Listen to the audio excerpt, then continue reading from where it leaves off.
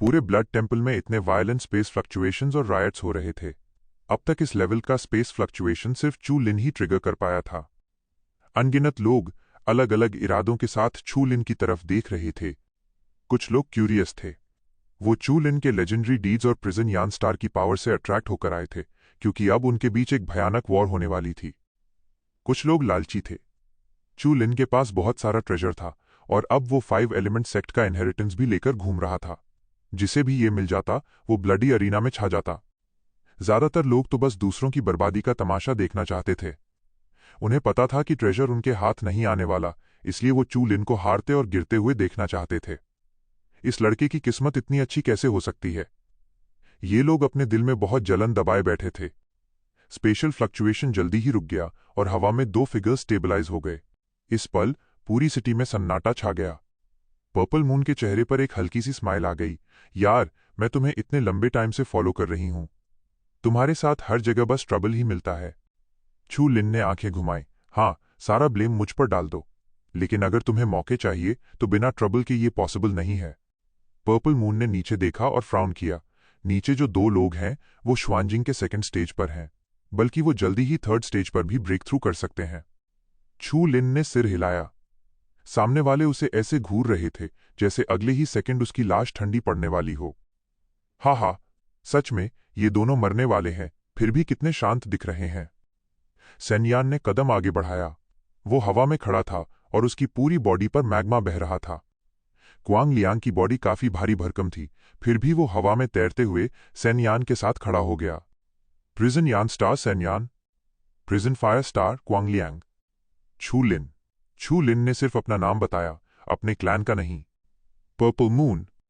सेन्यान के चेहरे पर एक खतरनाक स्माइल आ गई। हम बहुत लंबे टाइम से इंतजार कर रहे थे। मैं लड़ना नहीं चाहता, इसलिए तुम्हारे हाथ में जो 5 एलिमेंट सेक्ट का इनहेरिटेंस है उसे चुपचाप हमारे हवाले कर दो और मैं तुम्हें जिंदा जाने दूंगा। छू लिन ने अपनी आंखें सिकोड़ी और बिना किसी डर के जवाब दिया। हा, अगर तुम दोनों अभी यहां से लौट जाओ तो मैं मान लूंगा कि तुमने मुझसे पंगा नहीं लिया। कैसा रहेगा? सेन्यान का चेहरा गुस्से से लाल हो गया। एक बार और बोलना जरा। पर्पल मून ने कोल्ड टोन में कहा। सीधी बात समझ नहीं आती क्या?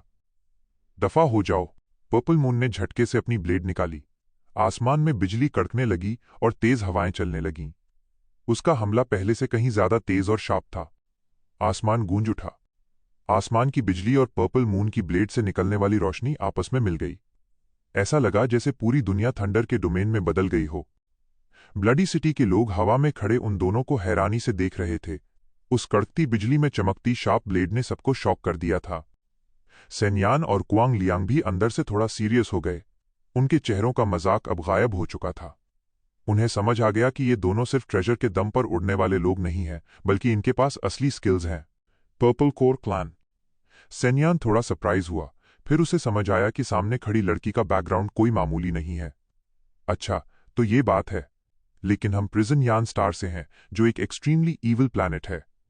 चाहे तुम पर्पल कोर क्लैन से ही क्यों ना हो, यहां तुम्हारी मनमानी नहीं चलेगी। Extremely evil planet? हा, चू लिन ने मजाक उड़ाते हुए कहा।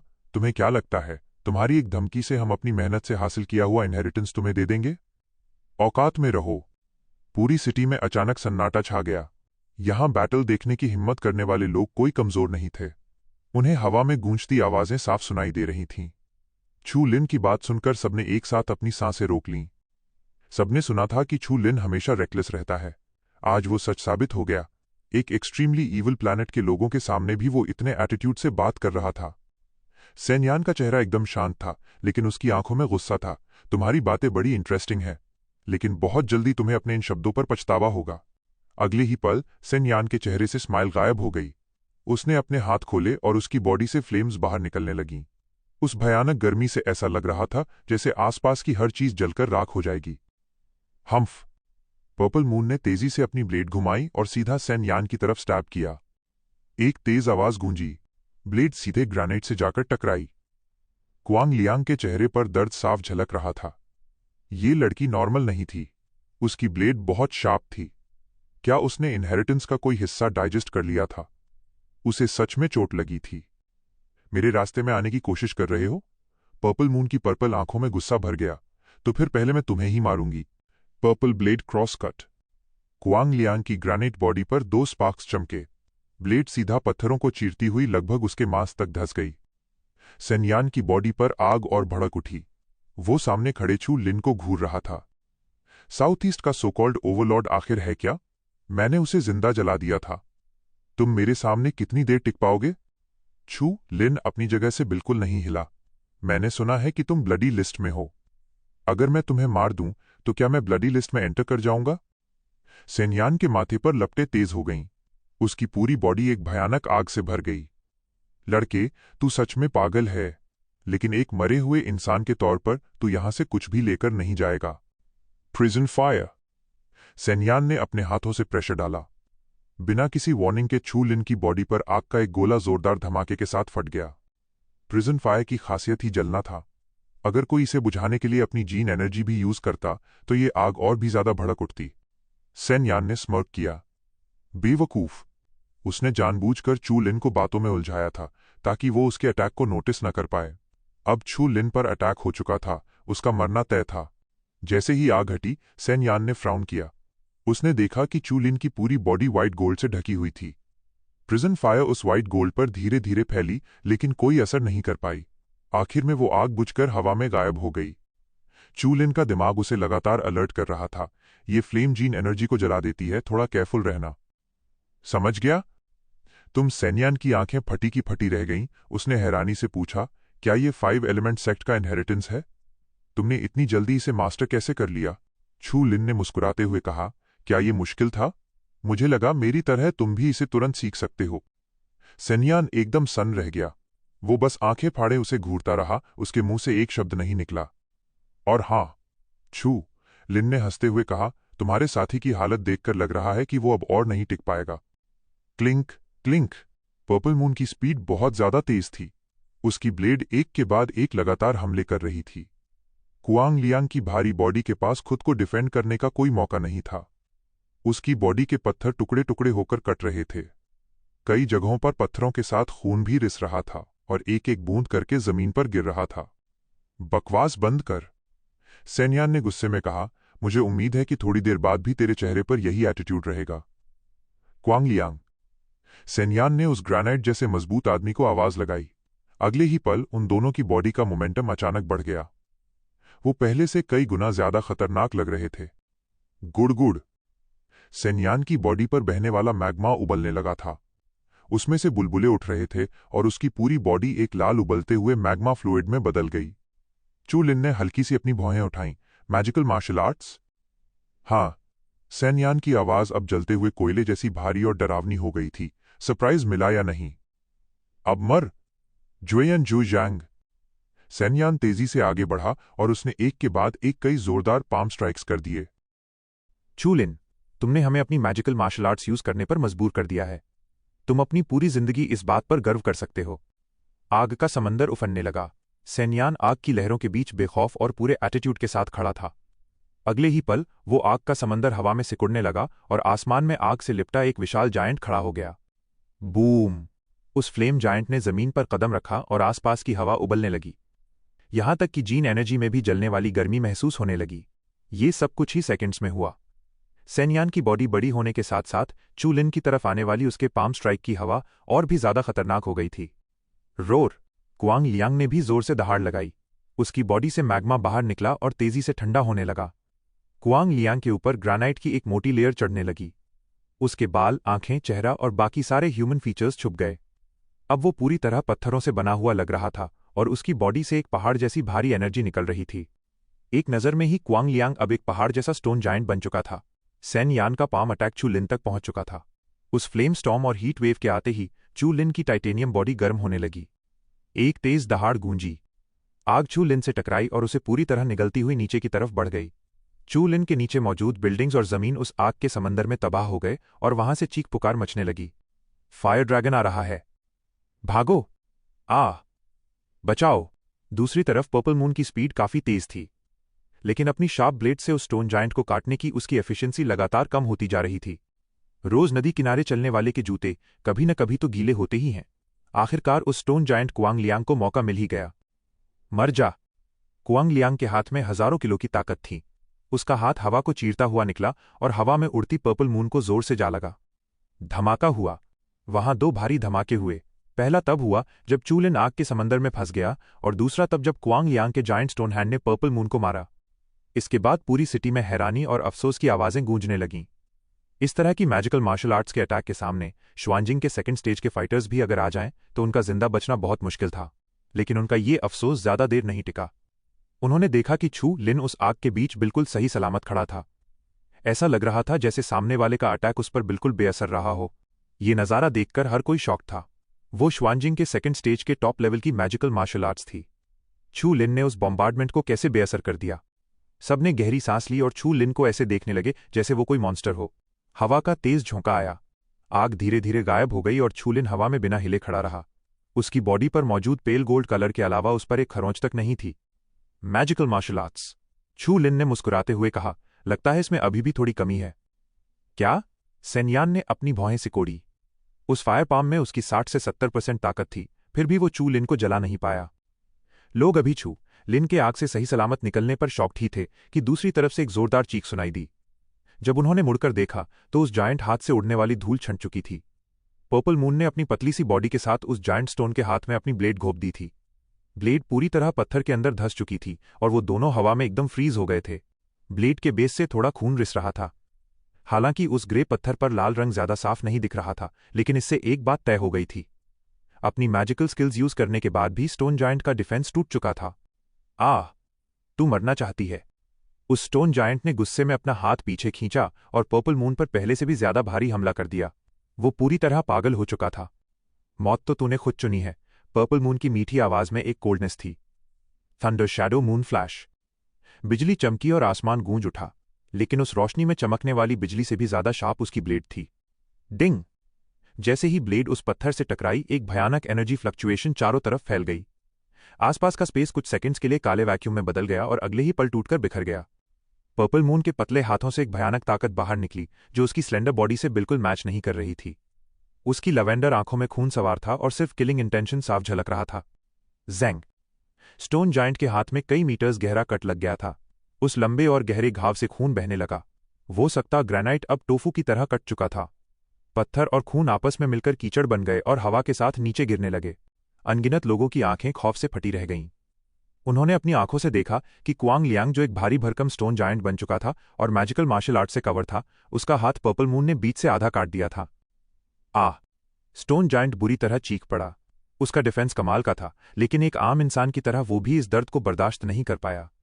उसका हाथ कटकर हवा में उड़ गया और वो स्टोन जायंट अपनी पूरी ताकत खोकर हवा से नीचे गिर पड़ा। जोरदार धमाका हुआ। जमीन कांप उठी। ये सच में एक बहुत वायलेंट वाइब्रेशन था और आसपास खड़े लोग चीखते हुए इधर उधर भागने लगे। चू लिन भी थोड़ा सरप्राइज था।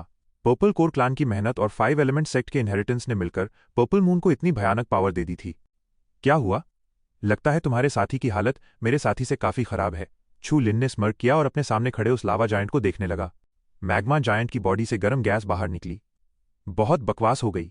वो कचरा मर भी जाए तो कोई बात नहीं। पहले मैं तुझे मारूंगा, फिर उस औरत को खत्म करूंगा और फिर तुम्हारा सारा इनहेरिटेंस मेरा होगा। अगले ही पल सेनयान की विशाल बॉडी हिली। मैग्मा से बने उसके मुक्के ने एक भयानक फ्लेम एनर्जी के साथ हवा में खड़े छोटे से चू लिन की तरफ हमला कर दिया।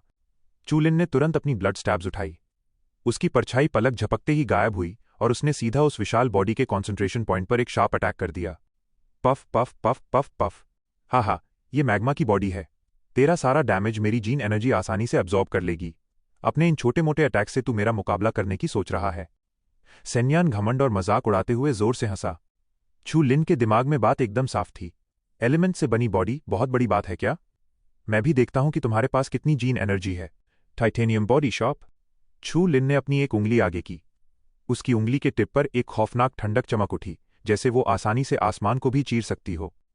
सेन्यान का दिल बिना किसी वजह के घबराने लगा, लेकिन फिर उसने सोचा कि उसकी एलिमेंट्स की बॉडी हर तरह की चोट को झेल सकती है। ऊपर से वो श्वानजिंग के सेकंड स्टेज का फाइटर था।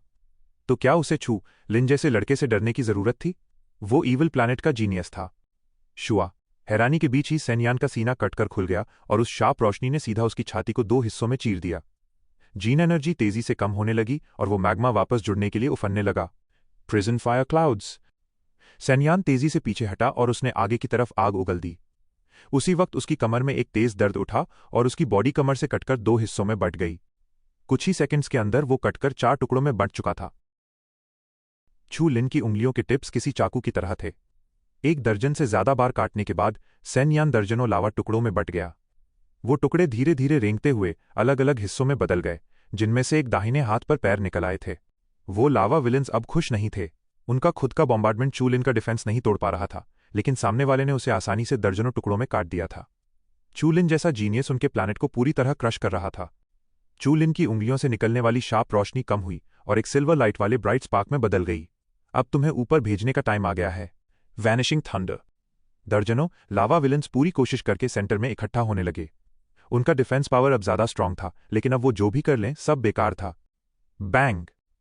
आसमान से वैनिशिंग थंडर की लाइट बीम नीचे गिरी और उसने उन दर्जनों लाल टुकड़ों को मेटल के साथ कवर कर लिया। आसमान अचानक से रोशन हो उठा।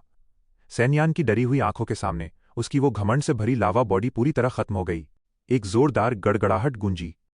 उस लाइट बीम का गिरना आसमान से टूटते हुए तारों जैसा लग रहा था। पूरी सिटी की नजरें आसमान में खड़े उन दोनों फिगर्स पर टिकी थीं। लाइट बीम के नीचे जो लावा जायंट बड़ी मुश्किल से इकट्ठा हुआ था, वो थोड़ा थोड़ा करके टूटने लगा। ऐसा लग रहा था जैसे पानी की तेज धार किसी मिट्टी के खिलौने को धो रही हो। लोग बुरी तरह डरे हुए थे। एक विशेष प्लैनेट होने के नाते क्या वो कमजोर थे? बिल्कुल नहीं। वो इतने रेकलेस थे कि उन्होंने अनगिनत खतरनाक ब्लड डीमन स्टार्स को तबाह कर दिया था। टॉमाहॉक मैन जैसे साउथ ईस्ट रीजन के मास्टर को भी अगर वो मारना चाहें तो पलक झपकते ही खत्म कर सकते थे, लेकिन चारों तरफ राज करने वाला ऐसा स्ट्रांग इंसान आज चू लिन के बॉम्बार्डमेंट के सामने पूरी तरह तबाह हो गया था। पूरी सिटी में हर किसी की नजरें हवा में खड़े उन दोनों पर टिकी थीं। अब से चू लिन उन लोगों की जगह लेगा और ब्लडी लिस्ट में अपनी जगह बनाएगा। इस ब्लडी अरीना में अब हर कोई चू लिन का नाम सुनेगा और उससे डरेगा। अब उसे कोई सिर्फ एक ब्लैक हॉर्स समझने की गलती नहीं करेगा। ब्लडी टेम्पल के अंदर वैंग मिंग का पीला चेहरा डर से भरा हुआ था। इतनी गर्मी में भी उसकी गर्दन से ठंडा पसीना बह रहा था। उसने अपने सूखे होंठों पर जीभ फेरी। उसे समझ आ गया था कि चू लिन कोई ऐसा इंसान नहीं है जिससे वो पंगा ले सके। सिटी के दूसरे कोने में ओमिनस स्वान सिंह का बिखरा हुआ ग्रुप डर के मारे आसमान की तरफ देख रहा था। उनका लीडर वही इंसान था जो एक बार एल्डेस्ट प्रिंस और शैडो हैंड के साथ मिलकर चू लिन पर एम्बुश करने गया था। क्या चू लिन इतना ज्यादा स्ट्रांग है? ओमिनस स्वान सिंह का लीडर डर से कांप उठा। हालांकि किंग और प्रिंस दोनों घायल हो गए थे, लेकिन अब उसमें चू लिन के खिलाफ कुछ भी बोलने की हिम्मत कहाँ थी। वो तो बस यही मना रहा था कि मौत का ये देवता कहीं उसके पास ना आ जाए। लीडर ने थोड़ी देर सोचा और अपने लोगों से कहा, चलो पुरानी सारी बातें भूल जाते हैं। जो भी उससे पंगा लेगा वो खुद अपनी मौत को बुलावा देगा। आखिर में लीडर ने चू लिन की तरफ एक आखिरी नजर डाली और वापस कमरे में चला गया। चलो इस एरिया से बाहर निकलते हैं। ब्लडी फाइट शुरू होने वाली है। यहां रुकना सेफ नहीं है। जिस इंसान को वो कभी अपनी आंखों में चुभने वाले कांटे की तरह मानते थे, आज उनके पास उससे मुकाबला करने की कोई औकात नहीं बची थी। हवा का एक तेज झोंका आया। वैनिशिंग थंडर की रोशनी गायब हो गई और हवा में सिर्फ एक जली हुई काली लाश बची थी। क्रैक क्रैक की आवाज गूंजी। इधर आओ। चू लिन ने जैसे ही अपनी मुट्ठी बंद की, उसने उस काली लाश से एक चमकदार मिल्की व्हाइट लाइट खींच ली।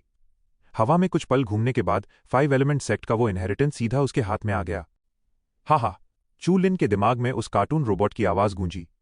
उसने हंसते हुए कहा, मेरी कैलकुलेशन के हिसाब से तुमने इन्हें मार तो दिया है, लेकिन अब बहुत बड़ी मुसीबत मोल ले ली है। मेरी लाइफ में वैसे भी बहुत मुसीबतें रही हैं। चू लिन ने कोल्डली जवाब दिया। ये बोलने के बाद चू लिन ने उसे अपने दिमाग में ही बंद कर दिया ताकि वो उसे दोबारा डिस्टर्ब ना कर सके। अबॉमिनेबल प्लैनेट का क्या? हालांकि ये क्लियर नहीं था कि उस एक्सट्रीमली ईविल प्लैनेट में इन दोनों की क्या हैसियत थी, लेकिन चू लिन को खुद पर भरोसा था। अपनी किस्मत और लगातार मेहनत के दम पर भले ही इन लोगों का स्टार्टिंग पॉइंट उससे कहीं ज्यादा ऊपर हो, फिर भी वो अब इनकी बराबरी कर सकता था। यही उसका कॉन्फिडेंस था। उस टाइम जब स्टार डीमन पैलेस सामने आया था तो वहां का एक इंसान भी उसे आसानी से क्रश कर सकता था, लेकिन क्या वो उसे मार पाए? बिल्कुल नहीं। इन अबॉमिनेबल प्लैनेट्स का भी यही हाल होने वाला था। स्टार डीमन पैलेस के बारे में सोचते ही चू लिन को किसी की याद आ गई। उसके ख्यालात कहीं दूर जा पहुंचे और वो धीरे से बुदबुदाया, यूं, तुमने मेरे बारे में तो सुन ही लिया होगा, है ना? अगर तुम अभी भी ब्लड स्टार में हो तो मेरे पास आ जाओ। चू लिन ने वो जेड पेंडेंट बाहर निकाला जो यून ने उसे दिया था। उस जेड पेंडेंट में कोई बदलाव नहीं था। उसमें यून का एनर्जी फ्लक्चुएशन अभी भी छिपा हुआ था। उफ! चू लिन ने गहरी सांस ली और उस जेड पेंडेंट को अपनी हथेली में कसकर पकड़ लिया। क्या तुम इसी इंसान को ढूंढ रहे हो? जियुए ने अपनी आंखें हल्की सी छोटी कीं। उसकी लवेंडर आंखों में एक अजीब सी चमक थी। चू लिन ने एक कड़वी स्माइल दी, लेकिन वो जानबूझकर कुछ भी छिपाना नहीं चाहता था, इसलिए उसने हामी में जोर से सिर हिलाया। पर्पल मून ने धीरे से अपने होंठ दबाए। ठीक है, मैं भी जानने के लिए बहुत क्यूरियस हूं कि आखिर वो लड़की कैसी होगी जिसके लिए तुम इतने परेशान हो। चलो चलते हैं। वूश। वो दोनों फिगर्स तेजी से उड़े और खून की बदबू से भरी उस सिटी को पीछे छोड़ते हुए निकल गए। सिटी के चारों गेट्स पर अनगिनत लोग सिर उठाकर उन्हें देख रहे थे। मौत का खेल खेलने वाला हर इंसान जानता था कि इन दोनों के पास भारी ट्रेजर है, लेकिन उससे क्या, अब उन्हें रोकने की हिम्मत किसमें थी। 10 दिन बाद चूलिन और पर्पल मून लगातार सफर कर रहे थे। यहां से सबसे नजदीक वाली बिग सिटी अभी भी करीब 100 माइल्स दूर थी। रात किसी घने पर्दे की तरह गहरी हो चुकी थी। इतने लंबे सफर के बाद वो दोनों फिजिकली और मेंटली पूरी तरह थक चुके थे। थोड़ा आराम करने के लिए उन्होंने एक घाटी में आग जलाई। जिस स्पीड से हम जा रहे हैं, हम एक दिन से भी कम टाइम में टिएनमिंग सिटी पहुंच जाएंगे। चूलिन ने धीरे से सिर हिलाया। रास्ते में इतने सारे स्ट्रेंज एनिमल्स मिलते हैं। टिएनमिंग सिटी पहुंचने के बाद हालात बेहतर हो जाने चाहिए, क्योंकि वो जगह एक्सट्रीमली ईविल प्लैनेट के कंट्रोल में है। पहले ब्लड क्रिस्टल्स चूलिन की फेवरेट चीजों में से एक हुआ करते थे, लेकिन अब उसकी स्ट्रेंथ तेजी से बढ़ चुकी थी। उन ब्लड क्रिस्टल्स के अंदर मौजूद थोड़ी सी एनर्जी अब चूलिन को कोई खास फायदा नहीं दे रही थी, बल्कि अब तो वो इन स्ट्रेंज एनिमल टाइड्स की झंझटों से बोर होने लगा था। पर्पल मून ने आग में धीरे से कुछ लकड़ियां डालीं। जो भी हो, वैसे भी बहुत बोरियत हो रही है। अगर थोड़ी बहुत स्ट्रेंज एनिमल टाइड आ भी जाए तो उसे एक्स्ट्रा फन समझ लेंगे। जियू ने यह कहते हुए चू लिन की तरफ देखा। उसने नोटिस किया कि वो पहले ही कल्टिवेशन स्टेट में जा चुका था। उसने तुरंत अपनी आंखें घुमाईं। इस इंसान का कल्टिवेशन में इतने ऊंचे लेवल पर पहुंचना कोई तुक्का नहीं था। अगर वो एक एवरेज इंसान होता तो उसे सच में बहुत हैरानी होती। एक तेज दहाड़ गूंजी।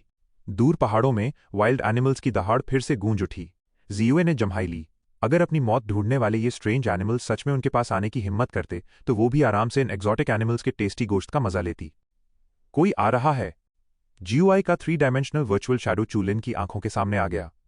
उसने अपनी बड़ी बड़ी आंखें झपकाईं और दूर देखने लगा। जियूए हैरान रह गई। हालांकि उसने इस अजीब चीज को पहली बार नहीं देखा था, लेकिन बिना किसी फिजिकल बॉडी वाले इस क्रीचर को देखना अभी भी बहुत अजीब लगता था। समझ गया? छू लिन ने हाथ बढ़ाया और उसे वापस अपने दिमाग में खींच लिया। ऐसा नहीं था कि वो उसे बाहर घूमने नहीं देना चाहता था। साइंस एंड टेक्नोलॉजी का प्रोडक्ट होने के नाते ये लिटिल गाय मार्शल आर्ट्स की दुनिया के साथ कंपैटिबल नहीं था। किसी भी अननेसेसरी ट्रबल से बचने के लिए चू लिन उसे बाहर खुला छोड़ना पसंद नहीं करता था। पर्पल मून ने अपना हाथ धीरे से हैंडल पर रखा। जब से मून ब्लेड टूटी थी, ये एक नॉर्मल नाइफ थी जो उसने ऐसे ही उठा ली थी। ये उसे ज्यादा फिट तो नहीं होती थी, लेकिन काफी शार्प थी। अंधेरे में कैंपफायर की रोशनी और भी साफ चमक रही थी। अंधेरे से 4 फिगर्स एक साथ चलकर आए और आग की रोशनी में उनके चेहरे साफ दिखने लगे। उनमें से आगे चल रहे 2 आदमियों में से एक की बॉडी काफी स्ट्रांग थी और चेहरे पर एरोगेंस भरा हुआ था। दूसरे के चेहरे पर एक चापलूस स्माइल थी और वो थोड़ा डरा सहमा सा लग रहा था। उनके पीछे 2 औरतें आ रही थीं। एक ने बहुत सारा मेकअप पोता हुआ था और उसका एटीट्यूड थोड़ा बॉसी था। सबसे आखिर में एक छोटी लड़की थी जो बहुत डरी हुई लेकिन प्यारी लग रही थी। छू लिन ने उन लोगों पर एक नजर डाली और आखिर में उसकी नजरें उस छोटी लड़की के चेहरे पर रुक गईं। उसके अंदर से कुछ स्ट्रेंज फ्लक्चुएशंस महसूस हो रही थीं। फिर छू लिन ने अपनी नजरें नीचे कर लीं। आजकल ऐसे बहुत से लोग उसके रास्ते में आ रहे थे। एक छोटी लड़की जो थोड़ी लकी लग रही थी, वो उसका ध्यान खींचने के लायक नहीं थी। हेलो तुम दोनों, मुझे तुमसे कुछ पूछना है। वो स्ट्रांग आदमी कैंप फायर के पास बैठ गया। उसने अपने हाथ रगड़े और पूछा, क्यों बे? तुम दोनों साउथ से आ रहे हो, क्या उस एरिया में कोई स्ट्रेंज एनिमल्स हैं? छू लिन ने उसकी तरफ देखा, लेकिन कुछ बोला नहीं। पर्पल मून ने तो उसे सीधा इग्नोर कर दिया। सामने खड़े आदमी के हाव भाव में एक अजीब सा घमंड था। जो डेड ब्लड डीमन स्टार का जीनियस था, वो भी इस तरह अपना घमंड मुंह पर लेकर नहीं घूमता था। ऐसे दिखावा करना बहुत छिछोरा और बेकार लगता था। उस स्ट्रांग आदमी के चेहरे पर गुस्सा आ गया, लेकिन बगल में खड़े उस छोटे कद के आदमी ने उसे शांत किया, जिससे उसने अपना गुस्सा मुश्किल से दबा लिया। अरे अरे, आई एम सॉरी, ब्रदर वैंग का टेम्पर थोड़ा खराब है। मैं उनकी तरफ से माफी मांगता हूं। उस छोटे आदमी ने एक नकली स्माइल बनाई और अपने बगल वाले लंबे आदमी को देखा। जब उसने देखा कि वो सिर्फ बड़बड़ा रहा है और कोई वायलेंट रिएक्शन नहीं दे रहा है, तो उसने अपनी बात आगे बढ़ाई। हमें फॉरेन एनिमल्स ने खदेड़कर यहां तक पहुंचा दिया है, इसलिए हम उनके अटैक को लेकर बहुत वरीड हैं। अगर तुम्हें सही लगे तो हम आपस में इंटेलिजेंस शेयर कर सकते हैं। चू लिन ने धीरे से सिर हिलाया। हम साउथ ईस्ट से आए हैं और पूरे रास्ते में हर तरह के स्ट्रेंज एनिमल्स भरे पड़े हैं। ये सुनकर उस छोटे आदमी का दिल बैठ गया। उन्हें नॉर्थ से भी खदेड़ा गया था और अब साउथ में भी एक्सोटिक एनिमल्स की लहर चल रही थी। ऐसा लग रहा था कि यहां थोड़ी देर छुपने के अलावा अब उनके पास जाने के लिए कोई जगह नहीं बची है। वो मोटी औरत डिसैटिस्फैक्शन के साथ शिकायत करने लगी और फिर अपने साथी से बोली, चलो थोड़ी देर यहीं रेस्ट कर लेते हैं। मुझे लगता है ये जगह सेफ है। उस स्ट्रांग आदमी ने दिखावा करते हुए हामी भरी, ये अच्छा आइडिया है। हम इस वैली में रेस्ट करेंगे। पर्पल मून के चेहरे पर एक हल्की सी स्माइल आ गई। इस वैली को हमने साफ किया है और तुमने अभी तक हमारी परमिशन नहीं ली है। क्या? वो स्ट्रांग आदमी किसी गुस्से में भरे शेर की तरह फुफकारते हुए बोला, क्या ये ब्लड स्टार तुम्हारा है? क्या ये वैली तुम्हारी है? तुम हमें यहां रुकने से कैसे रोक सकते हो? छू लिन की आंखें अचानक खुलीं। उनमें बिजली सी चमक थी जिसने सबकी आंखें चौंधिया दीं। ये एक पावरफुल स्पिरिचुअल फोर्स थी जो बाहर छलक रही थी। उन लोगों में से 2 लोग टिएनक्वान रेल्म के अर्ली स्टेज में थे। वो स्ट्रांग आदमी टिएनक्वान रेल्म के मिडिल स्टेज में था और सिर्फ वो डरी हुई छोटी लड़की जिसने अभी तक कुछ नहीं बोला था, वो टिएनक्वान स्टेट के लेटर स्टेज में थी। वो स्ट्रांग आदमी छू लिन की आंखें देखकर बुरी तरह डर गया। जो बातें वो बोलने वाला था वो उसके गले में ही अटक कर रह गईं। उस डरी हुई छोटी लड़की ने घबराते हुए कहा, ब्रदर वैंग, और मत बोलिए, ये दूसरों की जगह है। लड़की की बात सुनकर वो स्ट्रांग आदमी जो पहले ही डरा हुआ था झेंपते हुए बोला, छोटी बहन, इनकी बकवास मत सुनो। ये ब्लड स्टार एक पब्लिक जगह है। हमें बस यहीं रुकना है। ये हमें यहां से क्यों भगाएंगे? क्या ये हमें मार डालेंगे? नहीं ना? पर्पल मून ने अपनी आंखें सिकोड़ी और आग की रोशनी में उसकी पर्पल आंखों में एक खतरनाक चमक आ गई। वो छोटा आदमी घबरा गया। ब्रदर वैंग, और मत बोलिए, बस कीजिए। उस छोटे आदमी ने अपने बगल में खड़े स्ट्रांग आदमी को पीछे खींचने की कोशिश की, लेकिन दोनों के साइज में काफी फर्क था, इसलिए उसे रोकना बहुत मुश्किल हो रहा था। छोटी लड़की ने अपने दांत पीसे, वो आगे आई और जियुए और चू लिन से बोली, बिग ब्रदर, बिग सिस्टर, हम आपको टिएनक्वान कंजील्ड स्लरी देने को तैयार हैं। हम बस यहाँ एक रात रेस्ट करना चाहते हैं। ठीक है? पर्पल मून के होंठ हल्के से खुले और उसने आराम से कहा, तो फिर 1 लाख टिएनक्वान कंजील्ड स्लरी निकालो। क्या? वो छोटी लड़की अपनी जगह पर सन्न खड़ी रह गई। उसका प्यारा सा चेहरा पीला पड़ गया और उसकी आंखें डबडबा गईं। उसके पास इतनी सारी टिएनक्वान कंजील्ड स्लरी कहां से आती? वो चाहे कितनी भी भोली क्यों ना हो, उसे इस बात का ताना समझ आ गया था और उसके दिल में एक अजीब सी तकलीफ महसूस हुई। चू लिन ने उस छोटी लड़की की आंखों के कोनों में आंसू देखे जो कैंपफायर की रोशनी में साफ चमक रहे थे। उसे अचानक याद आया कि ब्लू स्टार पर भी उसकी एक बेवकूफ सी अप्रेंटिस थी, लेकिन उसके पास उसे कुछ सिखाने का टाइम ही नहीं मिला। वो बहुत जल्दी में ब्लू स्टार से निकल आया था और उसे पता भी नहीं था कि अब उसका क्या हाल होगा। वो मजाक कर रही है? आओ और आराम कर लो, छू लिन ने हल्के टोन में कहा। पर्पल मून ने मुंह बनाया। उसने उम्मीद नहीं की थी कि इस उम्र की एक छोटी लड़की का छू लिन पर इतना असर होगा। पर्पल मून खुद को रोक नहीं पाई। उसने एक आईना निकाला और आग की रोशनी में खुद को देखने लगी। क्या वो बहुत बुढ़ी हो गई थी? ये सुनकर उस छोटे आदमी ने राहत की सांस ली और कहा, बहुत बहुत शुक्रिया, तुम दोनों का शुक्रिया। लेकिन उस स्ट्रांग आदमी और मोटी औरत ने गुस्से में नाक सिकोड़ी और मुंह फुलाकर कैंपफायर के पास बैठ गए। साफ दिख रहा था कि वो छू लिन के एटीट्यूड से बिल्कुल खुश नहीं थे। वहां अब ज्यादा लोग थे, लेकिन माहौल पहले से भी ज्यादा भारी हो गया था। चू लिन आराम से किताब पढ़ रहा था और पर्पल मून बोर होकर तारों को देख रही थी। वो छोटा आदमी एक पल के लिए शांत रहा और फिर बोला, तुम दोनों, हम जायंट रॉकस्टार के लोग हैं और वो एक इंटरमीडिएट प्लैनेट है। छू लिन ने हल्के से सिर हिलाया। क्या ये सब उसे ये बताने के लिए था कि उनसे कोई खतरा नहीं है? असल में उन्हें अपना बैकग्राउंड बताने की कोई जरूरत नहीं थी। छू लिन पहले ही उनकी ताकत का अंदाजा लगा चुका था। कोई कहां से आता है इससे फर्क नहीं पड़ता। स्टार्टिंग पॉइंट किसी की अचीवमेंट तय नहीं करता, चू लिन ने कैजुअली जवाब दिया। लियू, हां, तुम इनसे क्या बातें कर रहे हो? वो स्ट्रांग आदमी गुस्से में था। चू लिन ने पहले उसे जिस तरह इग्नोर किया था, वो साफ तौर पर उस बात की खुन्नस पाले हुए था। अगर मेरी बहन ने इनहेरिटेंस डाइजेस्ट ना की होती तो क्या हमें यहां इनके सामने झुकने की जरूरत थी? मैं तो एक्सोटिक एनिमल्स की लहर में 7 बार घुसकर मारकाट मचा चुका हूं। लियू हां का चेहरा उतर गया। उसने मुड़कर चू लिन की तरफ देखा और जब सामने से कोई रिएक्शन नहीं आया तो उसने थोड़ी राहत की सांस ली। वो अंदर ही अंदर बेबस महसूस कर रहा था। कोई इनहेरिटेंस जैसी बड़ी बात को ऐसे खुलेआम कैसे बोल सकता है? लेकिन वैंग को लगता था कि उसकी बहन को इनहेरिटेंस मिल गई है तो वो बहुत बड़ा आदमी बन गया है। वो पूरी तरह से एक बेवकूफ बन चुका था। लियू हां को समझ नहीं आ रहा था कि उनके साथ जुड़कर उसने सही किया या गलत। अच्छी बात यह थी कि उन दोनों ने इस बात पर कोई ध्यान नहीं दिया। लियू हां बस यही सोचकर तसल्ली कर सकता था। उसने तय कर लिया था कि वो वैंग यिन से अच्छे से बात करेगा। अगर वो अपने भाई को कंट्रोल नहीं कर पाई तो वो पक्का इस टीम को छोड़ देगा। लियू हां ने अभी राहत की सांस ली ही थी कि वांगजी की पत्नी, उस मोटी औरत ने भी बोलना शुरू कर दिया। हाँ, उस मोटी औरत ने खुशी से कहा, हमारी लड़की वैंग यिन बहुत फियर्स हो सकती है। उसने एक लंबे ब्लू ड्रैगन को अपने काबू में कर लिया था। सच में उस ड्रैगन के स्केल्स बिल्कुल असली थे। मैं तो डर के मारे जमीन पर ही गिर गई थी। ये सुनते ही लियू हां के पैर लड़खड़ा गए और वो धम से जमीन पर गिर पड़ा। फिर उसने डरी हुई आंखों से चारों तरफ देखा। वांगजी की पत्नी की भारी आवाज पूरी वैली में गूंजकर बहुत दूर तक फैल गई थी। ऐसा लग रहा था जैसे उसकी आवाज आसमान में हर जगह गूंज रही हो। क्या किसी ने सुन लिया होगा? लियू हां का दिल जोर जोर से धड़कने लगा और उसे एक भयानक डर सताने लगा। उसे ऐसा लगा जैसे कोई बड़ी आफत आने वाली है। उसने छू लिन और जियुए की तरफ देखा। उन दोनों मिस्टीरियस लोगों ने अपनी पलकें भी नहीं उठाई थीं। लेकिन अगर कोई कहे कि उन्होंने कुछ नहीं सुना, तो लियू हां को इस बात पर बिल्कुल यकीन नहीं होगा। वो पर्पल बालों वाली लड़की जो जमीन पर लेटी हुई एक डैगर से खेल रही थी और आसमान की तरफ देख रही थी, साफ तौर पर एक पल के लिए रुकी थी और यकीनन उसने वो बात ध्यान से सुन ली थी। लियू हां के माथे से पसीना टपक रहा था। अब वो सिर्फ एक ही उम्मीद कर सकता था कि या तो सामने वाला इंसान बहुत रहमदिल हो या फिर उसे उन लोगों में कोई इंटरेस्ट ना हो। लेकिन लूटपाट और खून खराबे से भरे इस ब्लडी अरीना में क्या कोई किसी की रहमदिली की उम्मीद कर सकता है? इस पूरे रास्ते में उन्हें बहुत कम मुसीबतें मिली थीं। लियू हां ने अपना सिर हिलाया।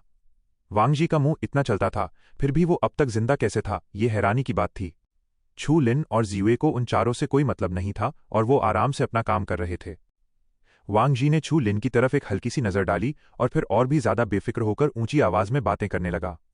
वो अपनी पत्नी के साथ एक बेहतर फ्यूचर के सपने बुन रहा था। जब मेरी बहन वापस जाएगी तो इस क्वालिफिकेशन के साथ क्या उसे मार्शल आर्ट सोसाइटी का काडर बनने का मौका नहीं मिलेगा? फिर हमारी फैमिली की इनकम और बढ़ जाएगी। हाँ, मुझे लगता है हमारी इनकम कम से कम 30,000 स्टार्स बढ़ जाएगी। हम घर के लिए कुछ नया फर्नीचर भी ले सकते हैं। और वो रेड स्पोर्ट्स कार जो मुझे हमेशा से पसंद थी।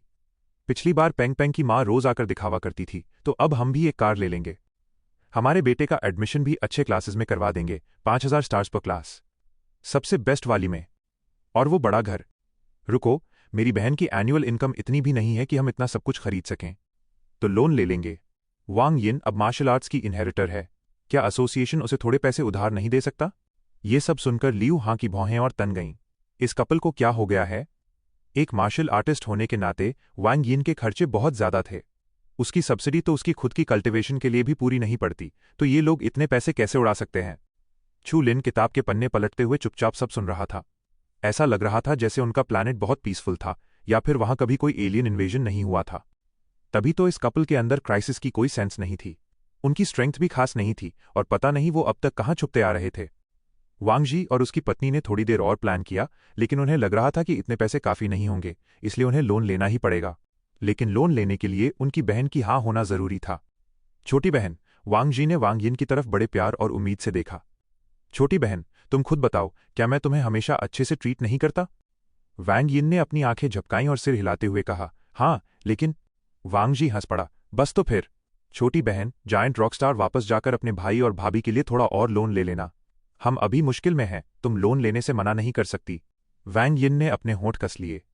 हालांकि वो मना करना चाहती थी, लेकिन वो अपने माँ बाप के एहसान तले दबी थी और कुछ नहीं बोल पा रही थी। लियू हां से अब ये सब देखा नहीं गया। उसे अब किसी के मारने या खतरे की परवाह नहीं थी। वांगजी और उसकी पत्नी इस प्रॉमिसिंग छोटी लड़की का फ्यूचर बर्बाद कर रहे थे। अगर वांग यिन कर्ज में डूब गई तो वो फ्यूचर में सिर्फ हाई रिस्क टास्क करने में फंसी रहेगी। फिर उसके पास प्रैक्टिस करने के लिए टाइम और रिसोर्सेस कहां से आएंगे? वांगजी, अब बहुत हो गया। लियू हान चिल्लाया, तुम्हारी बहन एक पोटेंशियल वॉरियर है, तुम्हारी कैश काउ नहीं। वांगजी का चेहरा अचानक गुस्से से काला पड़ गया। क्या एक बाहर वाला इंसान उसके फैमिली मैटर्स में बोलेगा? क्या? तुम क्या बोल रहे हो? उफ! छू लिन ने सिर हिलाया और अपनी किताब बंद करके शांति से प्रैक्टिस करने लगा। उसका लेवल आजकल बहुत तेजी से बढ़ रहा था, जिससे उसका रेल्म थोड़ा अनस्टेबल हो गया था। उसे धीरे धीरे स्टेबलाइज करने की जरूरत थी। वांगजी और लियू हां लगातार बहस कर रहे थे। वांगजी की मोटी पत्नी भी बीच बीच में वांगजी का साथ दे रही थी और वांग यिन चुपचाप अपने आंसू पोंछ रही थी। वांग यिन जैसी छोटी लड़की भी काफी इंटरेस्टिंग थी, लेकिन वांगजी अपनी जगह सही था। ये उनका फैमिली मैटर था। एक बाहर वाले इंसान का उनके बीच में बोलना ठीक नहीं था। इस मामले को वांग यिन को खुद ही हैंडल करना था। मैं उम्मीद करता हूं कि वांग यिन ये बात जल्दी समझ जाए और इस गर्त से बाहर निकल आए। चू लिन की प्रैक्टिस के बाद पता नहीं कितना टाइम बीत चुका था। जब उसने दोबारा आंखें खोलीं तो वांगजी और वांग यिन कैंपफायर से जा चुके थे। ये लोग कब गए? छू लिन ने कैजुअली पूछा। 1 घंटे पहले। पर्पल मून ने अपना सिर घुमाया और छू लिन की तरफ देखा। क्यों? क्या तुम्हें उस छोटी लड़की में इंटरेस्ट आ गया है? छू लिन ने सिर हिलाया। अफसोस की बात है, उस छोटी लड़की का फ्यूचर आसान नहीं होने वाला। तो फिर तुम उसकी मदद क्यों नहीं करते? पर्पल मून की आंखों में एक खतरनाक चमक आ गई। टियानक्वन स्टेट के मिडिल स्टेज वाले कुछ लोग ही तो हैं, तुम उन्हें आसानी से निपटा सकते हो। चू लिन ने सिर हिलाया। अगर तुम उस छोटी लड़की के सामने उसकी फैमिली को मार दोगी तो वो तुम्हारी शुक्रगुजार थोड़ी ना होगी। गुई! चू लिन ने पुकारा। गुआई का 3D कार्टून शैडो एक शिकायत भरे एक्सप्रेशन के साथ चू लिन के माथे से बाहर आया। इनहेरिटर, आखिर तुमने मुझे बाहर निकाल ही दिया। क्या तुम एनालाइज कर सकते हो कि उस छोटी लड़की को क्या मिला था? चू लिन ने पूछा। ब्लड स्टार के डिस्ट्रीब्यूशन की मेरी नॉलेज के हिसाब से वांग यिन के पास जो है वो नॉर्थ के घने पहाड़ों से मिली ड्रैगन क्यू सेक्ट की ड्रैगन स्पिरिट होनी चाहिए। ये एक तरह की मैजिकल मार्शल आर्ट्स इनहेरिटेंस है। चू लिन ने सिर हिलाया। वो लड़की सच में लकी थी। टियानक्वान स्टेट के लेटर स्टेज में ही उसे एक मैजिकल पावर मिल गई थी। ठीक है, अब तुम्हारा काम हो गया। चू लिन ने उसे वापस खींच लिया। सामने वाले के विरोध करने के बाद भी उसने उसे जबरदस्ती अपने माथे के अंदर वापस भेज दिया। तुम क्या करने वाले हो? पर्पल मून की आंखों में क्यूरियोसिटी चमक उठी। चू लिन ने सिर हिलाया। उस लड़की का पोटेंशियल काफी अच्छा है। वो कम से कम स्वांजिंग रेल्म तक तो पहुंच ही सकती है। अगर वो कुछ गलतियां कर भी ले तो फ्यूचर में अपनी गलतियों को सुधारने के लिए उसके पास काफी टाइम और ताकत होगी। पर्पल मून ने अपना मुंह बनाया। मुझे लगा तुम उस छोटी बच्ची को उन लोगों से छुड़ाकर अपने साथ ले जाने वाले हो।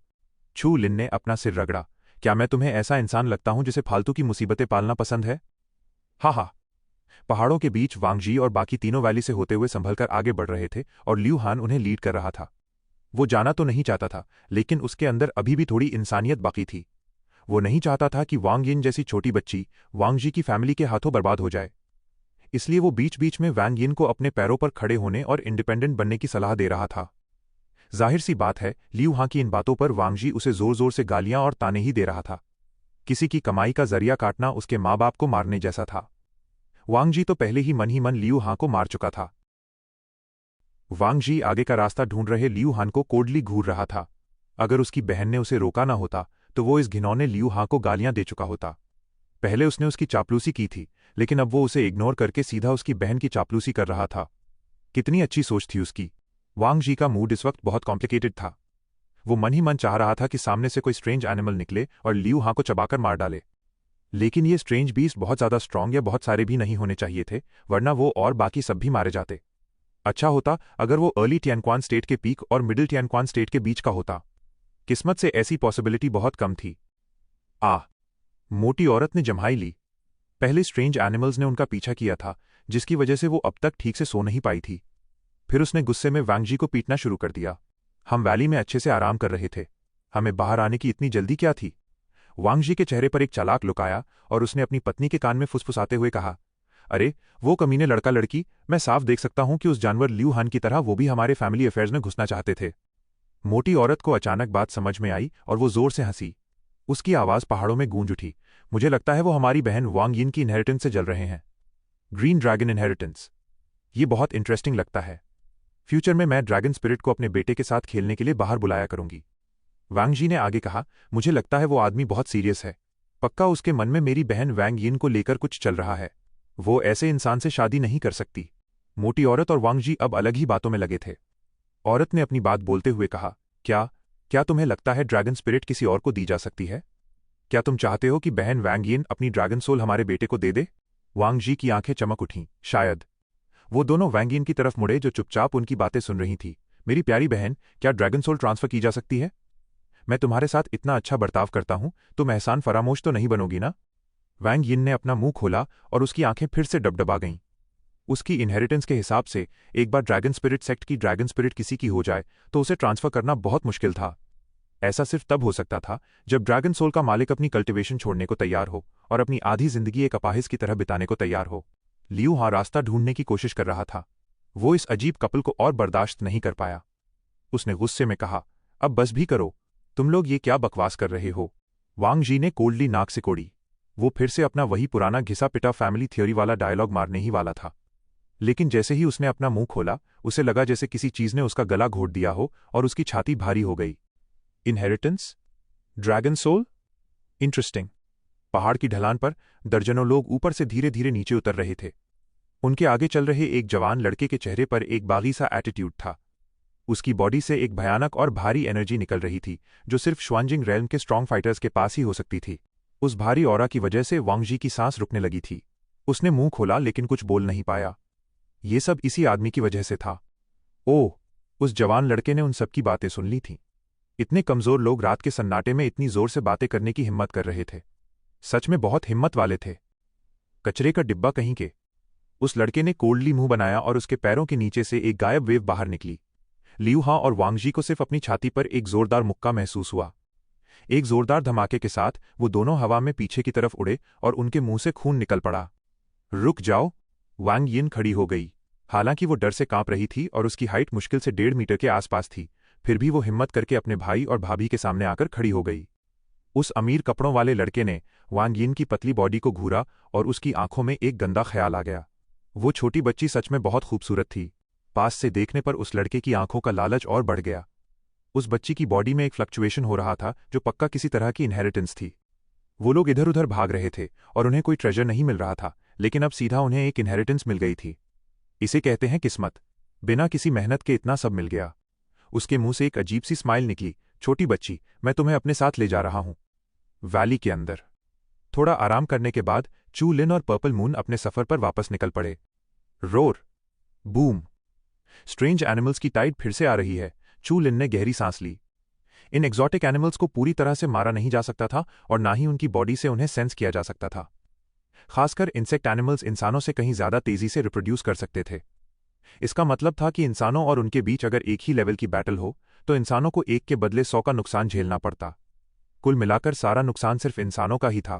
पर्पल मून ने पहाड़ों की तरफ इशारा किया। चलो, इस तरफ चलते हैं। हालांकि हमें लंबा रास्ता तय करना पड़ेगा, लेकिन इन रेयर एनिमल से भिड़ने से तो ये कहीं बेहतर है। चू लिन ने धीरे से सिर हिलाया। फिर उसने भागते हुए वाइल्ड एनिमल्स की दिशा में देखा और हल्की सी अपनी भौहें सिकोड़ी। क्या हुआ? पर्पल मून थोड़ी सरप्राइज थी। चू लिन ने सिर हिलाया। मैं उस फैमिली के मामलों में पड़ना नहीं चाहता था।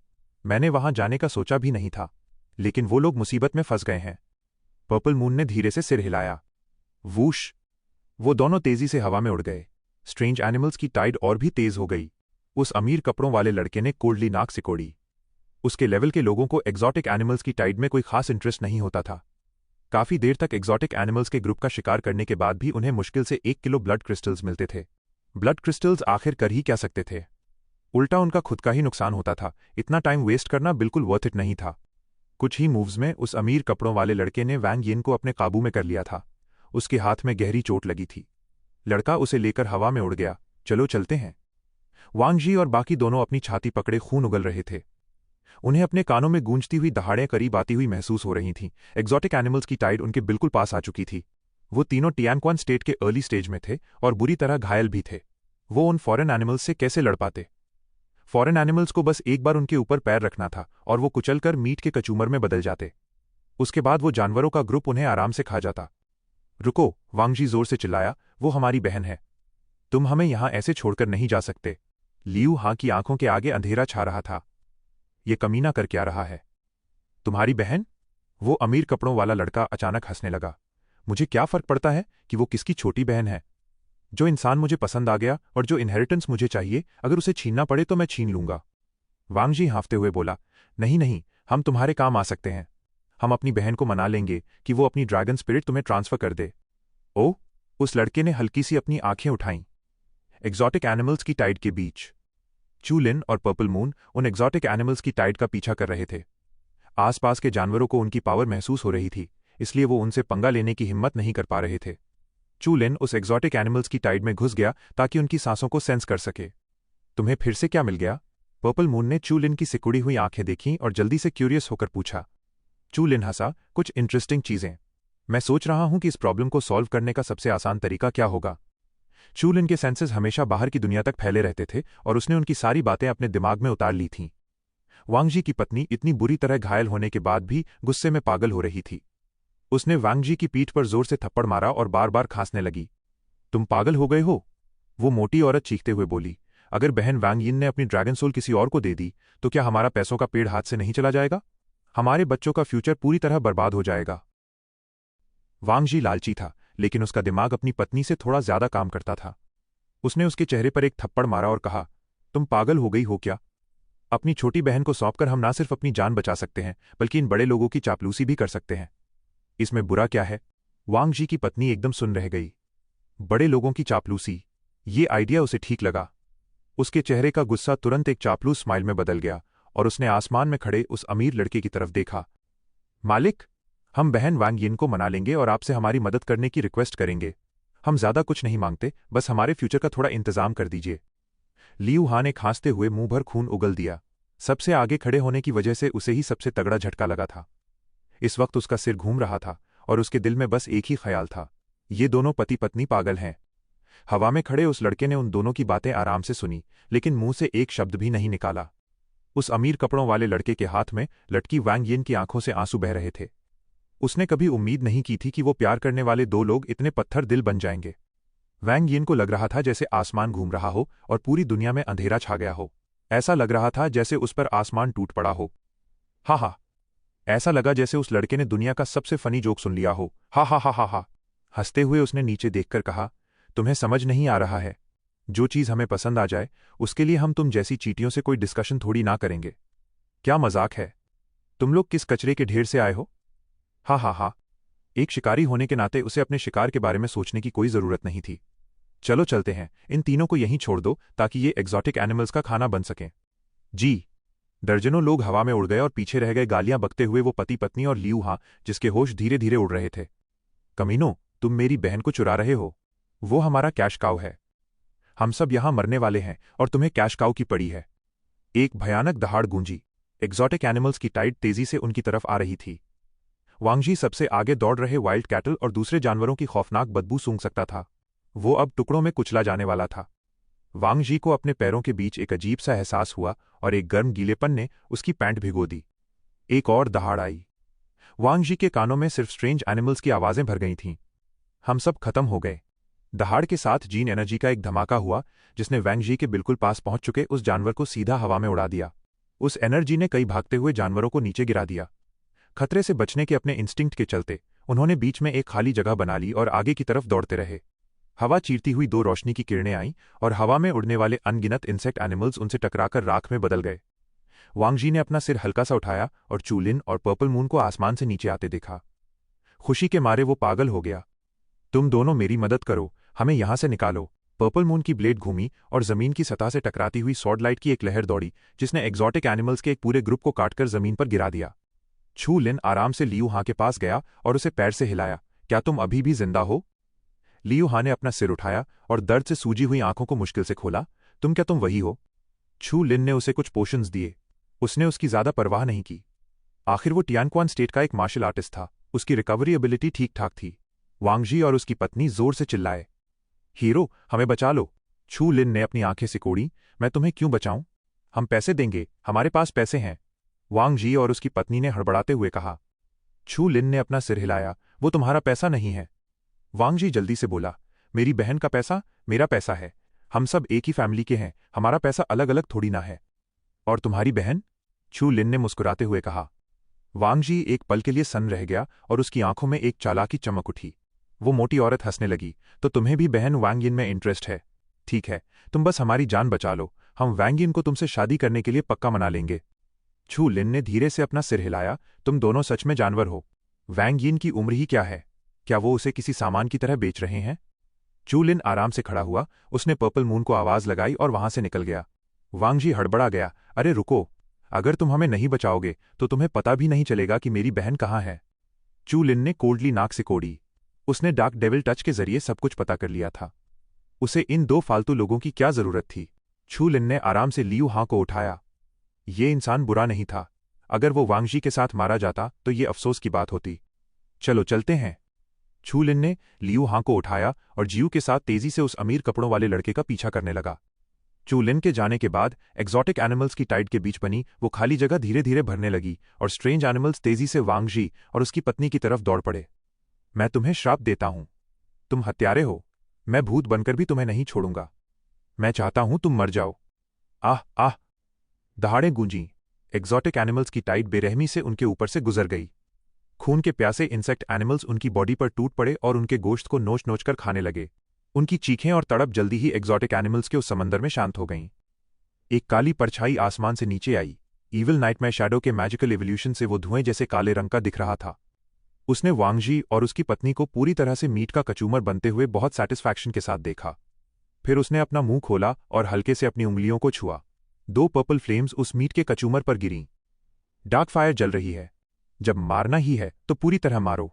लाश को भी खत्म कर दो ताकि कोई निशान बाकी न रहे। छू लिन और जियुए की स्पीड बहुत तेज थी और जल्दी ही वो उस अमीर कपड़ों वाले लड़के के पास पहुंच गए। कौन है? वो अमीर कपड़ों वाला लड़का अचानक चौंका। जो दो स्ट्रॉन्ग एनर्जी पास आ रही थीं वो इतनी भयानक थीं कि उसका खुद का दिल जोरों से धड़कने लगा था।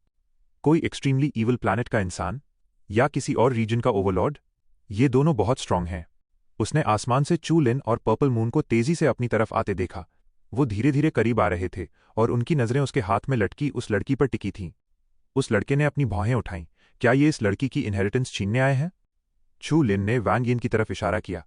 मेरी इस छोटी लड़की से जान पहचान है, मैं तुम्हें इसे ऐसे ले जाने नहीं दे सकता। हा, उस लड़के ने स्मर्क किया। ये बहाना बहुत फालतू था। अक्सर वो खुद दूसरों के हाथ में अच्छी चीजें देखकर अपने लोगों के साथ उन्हें घेर लेता था और कहता था कि उन चीजों का उसके साथ कोई कनेक्शन है, इसलिए वो चीज उसे दे दें, और आज कोई वही चाल उसी पर चल रहा था। वो खुद को ऐसे बेवकूफ नहीं बनने दे सकता था। भाई, उस अमीर कपड़ों वाले लड़के ने कोल्डली कहा, मैं 3 रेल्म स्टार से हूं, एक एक्सट्रीमली ईवल प्लैनेट। सामने वाले को अपनी औकात बताने के लिए उस लड़के ने एक्सट्रीमली ईवल प्लैनेट वाले शब्द पर जानबूझकर जोर दिया था। एक्सट्रीमली ईवल प्लैनेट्स के बीच एक अनरिटन रूल था कि ब्लडी बैटल शुरू होने से पहले कोई आपस में नहीं लड़ेगा, वरना दोनों तरफ के कई पोटेंशियल यंग हीरोज मारे जाएंगे। उस लड़के को लगा कि सामने वाले भी किसी बड़े प्लैनेट से होंगे और वो बिना किसी वजह के एक्सट्रीमली ईवल प्लैनेट्स के बीच की इस आपसी समझ को खराब नहीं करेंगे। वांग यिन की आंखों से आंसू छलक रहे थे। उसकी जो आंखें पहले भोली और प्यारी थीं, अब वो पूरी तरह से दर्द से भरी हुई थीं। अबॉमिनेबल प्लैनेट? चू लिन ने मजाक उड़ाते हुए कहा, क्या एक्सट्रीमली ईवल प्लैनेट कोई बहुत बड़ी चीज है? क्यों? मुझे लगा कोई सुपरनोवा होगा। ये एक्सट्रीमली ईवल प्लैनेट का इंसान नहीं था। सावधान रहने की बजाय वो वेल ड्रेस्ड यूथ लालची हो गया। अगर ये लोग एक्सट्रीमली ईवल प्लैनेट से नहीं हैं, तो क्या इसका मतलब ये नहीं कि वो जो चाहे कर सकता है? और वो ऑरा जिसने उसे अभी अभी डरा दिया था, वो बस एक मोमेंटम था। ब्लड स्टार पर हर जगह बहुत सारे हेरिटेज ट्रेजर्स मौजूद हैं। क्या उसके हाथ में जो छोटी बच्ची है वो अजीब और फ्लक्चुएटिंग नहीं लग रही? किसी ऑर्डिनरी प्लैनेट के मामूली कीड़े पर वो क्यों ध्यान दे? एक्सट्रीमली ईवल प्लैनेट का इन वेस्ट लोगों से हारना इम्पॉसिबल है। हाँ, चू लिन की बात अलग है, जिसके चर्चे आजकल हर जगह फैले हुए हैं। उस यूथ को देखकर बाकी वॉरियर्स ने भी अपनी घबराहट छोड़ दी। उनके चेहरों पर लालच साफ झलक रहा था और वो चू लिन और जियू के चारों ओर घूमने लगे। जब तुम खुद चलकर आए हो तो मैं भी कोई शराफत नहीं दिखाऊंगा, हुआफू यूथ ने चालाकी से हंसते हुए कहा। अपने सारे रिसोर्सेज और इनहेरिटेंस सौंप दो, अपने हाथ तोड़ लो और मैं तुम्हारी जान बख्श दूंगा। चू लिन ने अपना सिर हिलाया। लगता है तुम सबको बदतमीजी करने की आदत पड़ चुकी है। जब भी तुम मुंह खोलते हो, बस जलाना, मारना और लूटना ही निकलता है। तुम सब सच में बर्बाद होने लायक हो। हा, वो हुआफू यूथ खुशी से हंसने लगा। तुमने क्या कहा? तुम्हें क्या लगता है हमें अबॉमिनेबल प्लैनेट क्यों कहा जाता है? ब्लड स्टार अरीना असल में ईवल प्लैनेट फोर्सेस का हंटिंग ग्राउंड है। तुम सारे वेस्ट लोग हमारे शिकार हो। हुआफू यूथ की आंखों में एक खूनी लाल चमक दिखाई दी। उसने चू लिन और पर्पल मून को घूर कर देखा। जब उसकी नजर पर्पल मून पर पड़ी तो वो हैरान रह गया। उसकी नजरें वहां से हट ही नहीं रही थीं। पर्पल को क्लैन? क्या ये एक्सटिंक्ट नहीं होने वाले थे? मैंने हर तरह की औरतों के साथ खेला है, लेकिन कभी किसी पर्पल कोर क्लैन वाली के साथ नहीं। ए लड़की, मैं चाहता हूं तुम मेरी कॉन्क्यूबाइन बनो। ऐसा करोगी तो तुम्हें अपने हाथ नहीं तोड़ने पड़ेंगे। हुआफू यूथ ने अपने सूखे होठों पर जीभ फेरी और चू लिन की ओर देखकर बोला, सारा सामान निकालो और हाँ, भागने की कोशिश मत करना।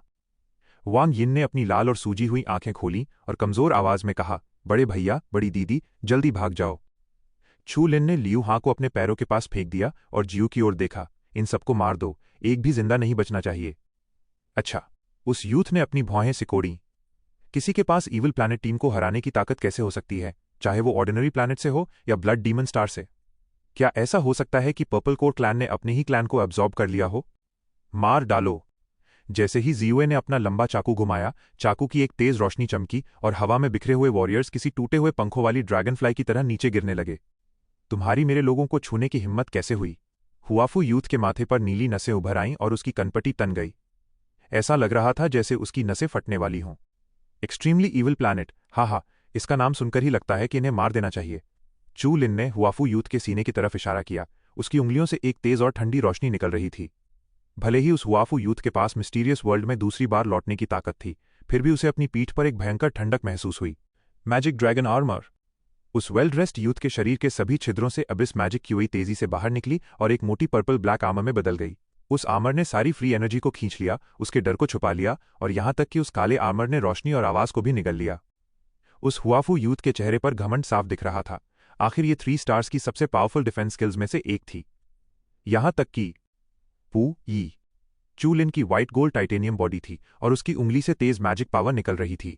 उसकी एक ही उंगली ने उस हुआफू यूथ के डिफेंस को चीर दिया और उसका खून काली गैस के साथ मिल गया। छू लिन ने अपनी उंगली झटकी और लड़खड़ाते हुए गिरते उस यूथ को देखा। उसकी आंखों में अभी भी यकीन न कर पाने वाला भाव था। ये तो प्रिजन बर्निंग स्टार के सैनयान और क्वांग लियांग से भी बेकार है, चू लिन ने शांति से कहा। पर्पल मून ने हल्की सी स्माइल दी। उसकी ब्लेड से जमीन पर खून की कुछ बूंदें गिरीं। प्रिजन बर्निंग स्टार के सैनयान और क्वांग लियांग ब्लडी लिस्ट के कैरेक्टर्स हैं। एक्सट्रीमली ईविल प्लैनेट का हर इंसान ब्लडी लिस्ट में शामिल नहीं हो सकता। तुम लोग? सैनयान और क्वांग लियांग के नाम सुनकर उस हुआफू यूथ ने हैरानी से अपना सिर उठाया। उन दोनों को एक्सट्रीमली ईविल प्लैनेट पर एक कलंक माना जाता था। उनके कारनामे हर जगह फैले हुए थे और वो तुरंत समझ गया कि उसके सामने खड़े ये दो लोग कौन थे। तुम चू लिन और पर्पल मून हो? बिल्कुल। वो हुआफू यूथ मन ही मन खुद को कोसने लगा। जब उसने सुना था कि चू लिन के साथ कोई पर्पल बालों वाला है तो उसे शक होना चाहिए था कि वो पर्पल कोर क्लैन से हो सकती है। वो लालच में इतना अंधा हो गया था कि ये कॉमन सेंस की बात भी भूल गया। हुआफू यूथ ने अचानक अपना सिर उठाया। तुम दोनों, ये एक बहुत बड़ी गलती थी। मैं इसका हर्जाना देने को तैयार हूं। चू लिन ने सिर हिलाया। हर्जाना? तुम्हारी इस गलती के चक्कर में मुझे 3 स्टार्स की नफरत झेलनी पड़ी। इसका कोई फायदा नहीं, कोई फायदा नहीं। पूफ! हुआफू यूथ के मुंह से फिर खून निकल पड़ा। चू लिन, तुम्हें मर जाना चाहिए। उस हुआफू यूथ ने अपने हाथ में एक लाल गेंद पकड़ी और उसे हवा में उछाल दिया। क्रैकलिंग! वो किसी आतिशबाजी की तरह था, लेकिन सबसे ज्यादा हैरान करने वाली चीज उस आतिशबाजी के अंदर की एनर्जी फ्लक्चुएशन थी। वूश! उस अनजान चीज को बाहर फेंकने के बाद उस यूथ ने अपने हाथ में पकड़ी वैंग यिन को जोर से एक नुकीले पत्थर पर दे मारा। उसे अपने उन साथियों की कोई परवाह नहीं थी जो जमीन पर दर्द से तड़प रहे थे। हुआफू यूथ के चेहरे पर एक डरावनी मुस्कान थी। तुम चाहते हो मैं मर जाऊं? पहले मुझे यहां से निकलने तो दो। आह! वैंग यिन जोर से चिल्लाई। इससे पहले कि उसका सिर उस पत्थर से टकराता, एक काले बादल जैसी चीज ने उसे लपेट लिया। वो काली और थोड़ी पारदर्शी परछाई पत्थर से लेकर छू लिन के पैरों तक फैल गई। Shadow of darkness! Wang Yin का छोटा सा दिल जोर जोर से धड़क रहा था। उसे एहसास हुआ कि वो फिलहाल सेफ है। Purple moon! छू लिन ने जल्दी से आवाज लगाई और फिर तेजी से उस हुआफू यूथ की तरफ उड़ पड़ा। हवा में आतिशबाजी फूटने लगी, एनर्जी फ्लक्चुएशंस और भी ज्यादा तेज हो गईं और हवा में रोशनी और परछाई का एक झुंड धीरे धीरे बाहर आने लगा। कौन है? उस रोशनी और परछाई ने एक इंसान के चेहरे का आकार ले लिया। उसके एक्सप्रेशन गुस्से से भरे थे, जैसे उसे वहां की सिचुएशन का पता चल गया हो। हमारे 3 स्टार्स को मारने की हिम्मत किसने की? इससे पहले कि वो रोशनी और परछाई नीचे देख पाती, एक पर्पल लाइट ब्लेड उस पर से चमकी और वो रोशनी पल भर में टुकड़ों में बिखर गई। नहीं, तुम हत्यारों, 3 रेल्म्स अब तुम्हें जिंदा नहीं छोड़ेंगे। उस रोशनी का गुस्सा पूरी तरह से धधक रहा था, लेकिन वो लाचारी से अपने सामने का नजारा धुंधला होते हुए ही देख पाया। जमीन पर पड़ी 3 वर्ल्ड स्टार्स की लाशों के अलावा उसे और कुछ दिखाई नहीं दिया। झेंग! पर्पल मून ने शांति से अपना चाकू वापस म्यान में रख लिया। शुरू से लेकर अंत तक उसने एक भी शब्द नहीं कहा। अगर 3 स्टार्स के पीछे के लोगों को कुछ भी शक हो गया तो बहुत बड़ी मुसीबत खड़ी हो जाएगी। मेरा अपना प्लान ही बेकार हो गया। हुआफू यूथ के पसीने छूटने लगे। सामने वाले के पास बहुत सारे तरीके थे और वो काफी सावधान भी थे। उसकी कोई भी चाल काम नहीं आई और ऊपर से उसने अपना इकलौता आखिरी कार्ड भी खो दिया। छू लिन! हुआफू यूथ अपनी जान बचाने के लिए भागा। वो कुछ कहने ही वाला था कि अचानक उसके दिमाग ने खतरे का अलर्ट दिया। वो जल्दी से साइड में छुपने गया, लेकिन तभी उसके दाहिने कंधे में एक तेज दर्द उठा। क्रीक! एक खौफनाक आवाज के साथ चू लिन ने अपनी एक उंगली से उस यूथ का दाहिना कंधा काटकर अलग कर दिया और वो शानदार मैजिक ड्रैगन आर्मर भी उसे बचाने में पूरी तरह फेल रहा। नहीं, तुम ऐसा नहीं कर सकते। उस वेल ड्रेस्ड यूथ का दाहिना कंधा कटकर गिर गया और खून तेजी से बहने लगा। तेज दर्द से तड़पते हुए वो जमीन पर गिर पड़ा। उसके मुंह में मिट्टी और कंकड़ भर गए। हुआफू यूथ जमीन पर लौटते हुए दोबारा उठा, लेकिन इस बार उसके दोनों पैरों में भयंकर दर्द उठा। छू लिन के चेहरे पर कोई भाव नहीं था। उसने अपनी व्हाइट गोल्ड फिंगर से तेज रोशनी घुमाई और उस हुआफू यूथ के दोनों पैर काट दिए। सामने वाला अब और भी दर्दनाक आवाज में चीखने लगा। जब से उसने सांजी एक्सिंग छोड़ा था, वो हर दिन ऐसे ही मजे की जिंदगी जी रहा था। अचानक छू लिन ने उसे इस तरह से टॉर्चर करके बुरी तरह मारा। वो ये सब कैसे सह पाता? मैं दुनिया भर में घूमा हूं। प्लीज! छू लिन ने अपनी उंगलियां घुमाकर उस यूथ के कई टुकड़े कर दिए। जब तक सामने वाला हिलना पूरी तरह बंद नहीं हो गया, चू लिन ने अपनी उंगली मोड़ी और थोड़ी सी डार्क इन्फ्लेमेशन बाहर निकाली। उसने बंजर जमीन पर उस यूथ को जलते हुए देखा। एक्सट्रीमली ईविल प्लैनेट पर बहुत सारे बुरे लोग थे। उन्हें मार देना ही सही था। छू लिन को ये सब करते हुए जरा भी दया नहीं आई। जलते हुए यूथ को देखकर छू लिन ने आग की तरफ अपना हाथ बढ़ाया। Gene extraction! जीन पैनल का पॉपअप मैसेज विंडो खुला। Congratulations to the host for power increase blood. Chu Lin की स्ट्रेंथ 2 डिजिट तक बढ़ गई थी। बाकी 2 एट्रीब्यूट्स में भी सिंगल डिजिट या डबल डिजिट का इजाफा हुआ था। छू लिन ने अपना सिर हिलाया। इस तरह का ब्लड उसके ज्यादा काम का नहीं था। खैर छोड़ो, कुछ न होने से तो कुछ होना बेहतर है। उस रात वांग यिन अपने घुटनों को पकड़कर आग की तरफ देख रही थी। वो बिल्कुल चुप थी। जब से उसे किस्मत से ड्रैगन स्पिरिट की इनहेरिटेंस मिली थी, पिछले कुछ दिनों में चीजें बहुत तेजी से बदली थीं। पहले उसके भैया और भाभी ने गुस्सा दिखाया और फिर उन्हें लूट लिया गया और उनके चेहरे बदल गए। उसके बाद अजनबियों ने उसे बचाया और फिर उसे अपने भैया और भाभी की भयानक मौत के बारे में पता चला। वांग यिन का मासूम दिल इतने बड़े झटकों को कैसे सह पाता? अगर उसे ड्रैगन स्पिरिट इनहेरिटेंस नहीं मिलती तो कितना अच्छा होता। भले ही उसके भैया और भाभी बहुत गुस्सा करते थे और कभी कभी उस पर अपनी भड़ास निकालते थे, लेकिन इतने सारे भयानक हादसे तो नहीं होते। अब उसका कोई अपना नहीं बचा था। यही सब सोचकर वांग यिन की आंखों में फिर से आंसू आ गए और रात की ठंडी हवा चलने लगी। वांग यिन को अपने पूरे शरीर में सिहरन महसूस हुई और उसने कसकर अपने घुटनों को गले लगा लिया। जियुए ने चुपचाप अपना सिर हिलाया। वो वांग यिन के दर्द को अच्छी तरह समझ सकती थी। वो उसे कुछ शब्दों में नहीं समझा सकती थी। उसे खुद ही धीरे धीरे इस सच को मानना होगा। लियू हां घायल था और छू लिन के सामने बैठा था। Bloody list? चू लिन ने अपनी आंखें खोलीं। क्या तुम्हें पता है कि ब्लडी लिस्ट कहाँ है? लियू हां ने हल्की सी मुस्कान के साथ कहा, टियनमिंग सिटी, हम उसी तरफ से आए हैं। वहां सब सेफ है। वहां सुपर प्लैनेट वालों को भी अपने हाथ पीछे खींचने पड़ते हैं। Super planet? सुपर प्लैनेट जो ऑर्डर मानते हैं, उनके मुकाबले उन्हें जनरली एक्सट्रीमली ईवल प्लैनेट कहलाना पसंद नहीं है। कुछ लोग रूल्स फॉलो करते हैं। चू लिन ने सिर हिलाया। ब्लडी लिस्ट के बारे में बताओ। लियू हान ने जल्दी से कहा, अगर तुम्हें ब्लडी फाइट में हिस्सा लेना है तो तुम्हें एक ब्लडी मार्क चाहिए होगा। जनरली जब तक तुम्हारे पास शुआनजिंग रेल्म तक लौटने की ताकत है, तुम्हें ब्लडी मार्क आराम से मिल जाएगा, लेकिन ब्लडी लिस्ट में ऊपर चढ़ना ब्लडी मार्क पाने का सबसे तेज तरीका है। हम टियानमिंग सिटी के आसपास ही भटकते रहे हैं और हमें इसके बारे में काफी कुछ पता है। वहां 3 ब्लडी लिस्ट्स हैं, हेवन, अर्थ और मैन की लिस्ट। मैन की लिस्ट सबसे आसान है। जैसे कि सेनयान और क्वांग लियांग जिन्हें छू लिन भाई ने मारा था, वो इस लिस्ट में सबसे नीचे थे। जहां तक स्काई लिस्ट की बात है, ब्लड स्टार पर सिर्फ सबसे बेहतरीन लोग ही उस लिस्ट में जा सकते हैं। छू लिन ने अपनी भौहें सिकोड़ी। क्या वो सबकी नजरों में नहीं आ जाएगा? इस लिस्ट में होने के क्या फायदे हैं? लियू हान ने कमजोर सी स्माइल दी। ऑफ कोर्स, क्या कोई फायदा है? जब तक तुम अर्थ लिस्ट में हो, तुम शायद स्टार पावर के मेंबर बन सकते हो। जब तुम स्काई लिस्ट में आ जाते हो, तो कई इंटरस्टेलर फोर्सेस तुम्हें अपनी तरफ खींचने की कोशिश करेंगी। ब्लडी फाइट के साथ लिस्ट के लोग भी बदलते रहते हैं। छू लिन ने गहरी सांस ली। उसे ब्लडी लिस्ट में जरूर आगे बढ़ना होगा। चुपचाप रो रही वांग यिन की तरफ देखकर छू लिन ने सांस छोड़ते हुए कहा, वो छोटी बच्ची, तुम क्या कर सकते हो? उसके परिवार में और कौन है? लियू हा ने ध्यान से सोचा और फिर धीरे से अपना सिर हिलाया। मैंने वांग जियू को कहते सुना था, ऐसा लगता है कि उनका कोई और करीबी रिश्तेदार नहीं है। छू लिन ने सिर हिलाया। आगे चलकर हम उसे और समझाएंगे। अगर उसे ऐतराज ना हो तो वो अभी हमारे साथ रह सकती है। हम उसकी अच्छी तरह हिफाजत कर सकते हैं। एक रात बाद चू लिन और उसके साथी टियनमिंग सिटी के लिए निकल पड़े। रास्ते में उन्हें डराने वाले अजीब जानवरों के अलावा ऐसा कुछ नहीं मिला जो उनका रास्ता रोक सके। एक और दिन के सफर के बाद छू लिन के सामने एक विशाल शहर दिखाई दिया। ऊंची नीची इमारतें दूर दूर तक फैली हुई थीं। इसका स्केल लगभग पिछले शहर के बराबर ही था। शहर के बाहरी हिस्से में हवा चीरने की आवाजें लगातार आ रही थीं। अनगिनत लोग अंदर बाहर आ जा रहे थे, लेकिन किसी की भी शहर के ऊपर उड़ने की हिम्मत नहीं थी। भीड़ के बीच चू लिन लगातार कई स्ट्रांग ऑरास को महसूस कर सकता था। ये सच में ब्लडी अरीना का सेंट्रल सिटी कहलाने लायक था। यहां मौजूद ताकतवर लोगों की गिनती और उनकी स्ट्रेंथ उससे कहीं ज्यादा थी जो उसने पहले देखी थी। ये सच में महारथियों का अड्डा था। चू लिन भाई, मैनेजमेंट को आसान बनाने के लिए यहां उड़ने की मनाही है। इस रूल को हर हाल में मानना पड़ता है। अच्छा। छू लिन ने सिर हिलाया। उसने टियनमिंग सिटी के बारे में सुना था।